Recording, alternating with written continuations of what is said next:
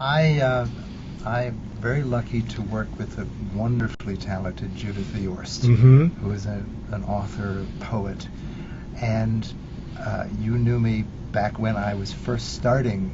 It was a project I worked with Bonnie Franklin, right, where she, out of the blue, she found a poem, and it came from one little poem that she used to carry around in her purse. And we were on the Mike Douglas show, and Judith was her special guest, and she brought a poem called Adult Education, really silly little poem.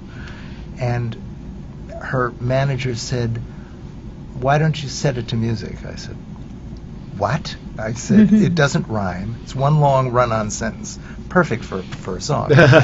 and out of that poem came a musical based on her poetry.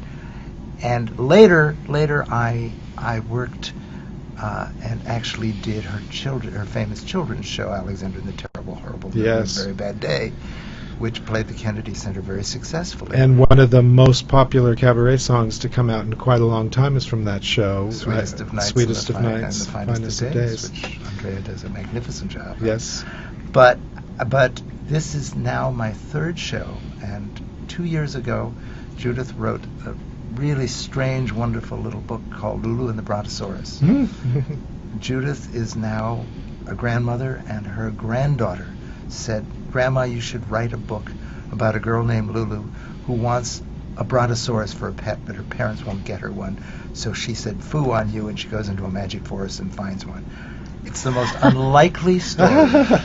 And, and when she told me she wanted to do it, I said, "But how? How are we going to do that?" And the animals sing. I mean, it was like Alice in Wonderland meets Maurice Sendak. I didn't know how it was going to be done, but somehow we did it. And I just scored it here, and it opens at the Imagination Theater in Maryland.